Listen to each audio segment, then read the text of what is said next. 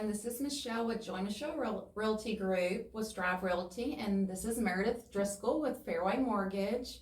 And we're gonna talk about first-time home buyer. We can go look at homes, but when you go look at homes are on the market, off the market so fast.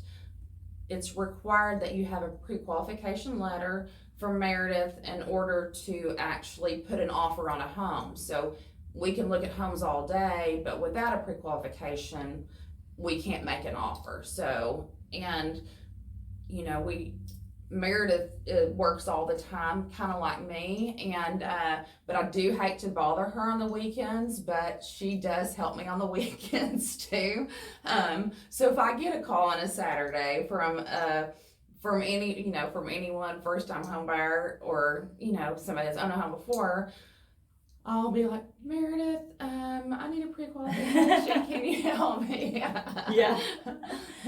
And usually she can help me if she's not riding horses and doing family time. So, but I hate to bug her, but we can still help you with that process. So Meredith's going to explain what a pre-qualification letter is and what you need. And after you get pre-qualified, things that you don't do during the home buying process, which kind of interrupts things, kind of halts things during the home buying process. So Meredith, I'm calling you, and I'm ring Meredith. I've got Sue and Bob, and they're first time home buyers. Here's their information. Do you mind giving them a call? And then Meredith's gonna call them, and she's gonna let us know some things that she's going to ask for her first-time home buyers. Right. Okay. So first things first, to get a pre-qualification, we have to do a loan application, which you can do with me over the phone. You can do with me online, and I can pull it in and look at it pretty much instantaneously. As soon as you hit the submit button, I get an email and it says that I've got it. Or you can come into my office or meet me, and I can do one face-to-face, whatever you feel the most comfortable with.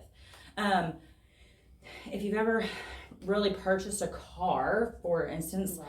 It's not really necessarily the same, but the application isn't much different. I ask you where you work, I ask you how much you make, I ask you for your birthday, your social, your legal name that's on your driver's license, and so on and so forth. And I basically kind of go through all of that and ask you if it's okay to check your credit, which I do.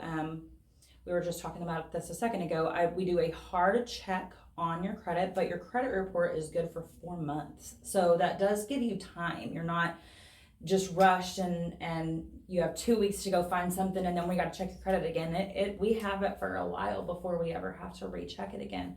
And to kind of preface that also, when I kind of started this business, I had a lot of people that asked me about getting hard checks on their credit because you really get hounded about that. But what I learned from a really reputable credit repair person was that your hard pulls on your credit make up less than 10% of your entire credit makeup. So really what the reason for that being is because if you haven't gone and really applied for much in the last year and you're going to apply with me, it's going to probably be lower than that 10%. Once it starts hitting that 10% threshold, you're going out and you're buying a boat and you're applying for 5 credit cards and you're buying a car and a house and all of this stuff. Well, there's going, oh my gosh, you're buying a lot of stuff at once. Mm-hmm. You seem kind of high risk. That's when that 10% threshold hits at that 10%. But doing it with me one time is not going to really affect it.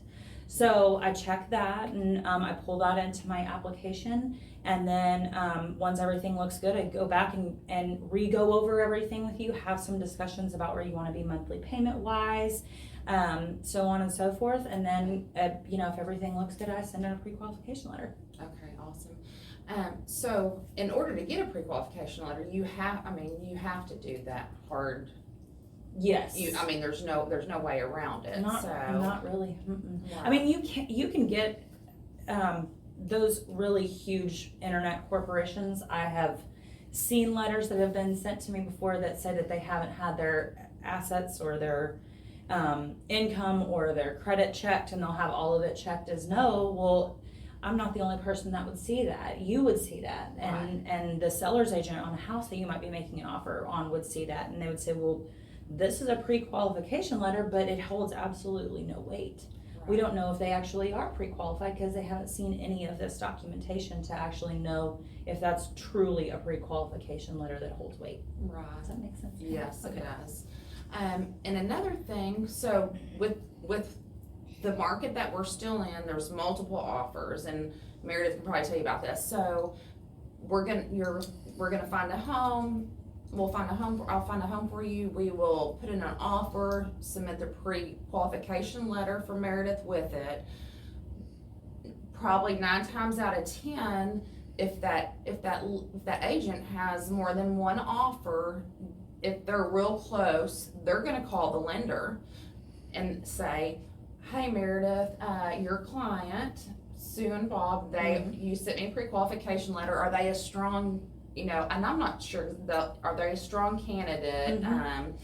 So they'll want to get some more information from the lender, so kind of it doesn't stop where the pre-qualification letter is. So once the offer's accepted and you're moving forward with the clients, there's some do's and don'ts that a lot of people don't do once you have a contract on a home, and once you're getting funding for your home. There's some big don'ts that you don't do, and Meredith has seen it and I've seen it. So you're in a contract, you're buying a home, then all of a sudden you can't buy a home anymore because you've done some of these don't things. What are these don't things to do once you're under contract to buy a house? Super important thing is don't open new credit. Don't go out and buy furniture before you've moved into the house. I've been there where I've moved into an empty house before. It's not fun. It's not fun by any means, but it's a lot less fun jumping through hoops and trying to get me stuff and trying to make sure that you still qualify with a new debt that you have opened, because we sometimes have to do soft checks 7 days prior to closing to make sure that those new debts have not been opened, and if you have, sometimes that can throw a wrench in it. Oh yeah. So once you're pre-qualified, what additional documents do you have to have? Do you have to have W-2s? Do you have to have bank statements? What are all the things that people need to give to you to get the whole process finished and you say, okay, you're fully approved for this loan? Right. Really, and everybody's I always tell everybody they kind of have their own loan fingerprint, because nobody's going to be the same. I mean, you can probably have an identical twin and be working in the same exact job, and I might ask your identical twin for something totally different than what you have, because no one lives an identical life. It's just the way that it is. So typically a blanket things that I would ask for: 30 days pay stubs, 2 months bank statements, 2 years W-2s, photo ID, 2 years tax returns. Okay.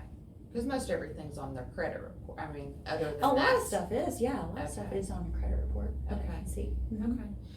So first-time home buyers, it's a fantastic process. Call me with questions. Let's see what your goals are, and then I can call Meredith. I can get you in contact with Meredith, and she can get you pre-qualified. And it's a really nice process when you've got a great realtor like me and a great lender like Meredith. It's a seamless process, and we'll walk you through it the whole way, step by step, and we'll probably give you more information than you want, and just give us a call and we'll walk you through it and help you get your first home. Thanks, y'all.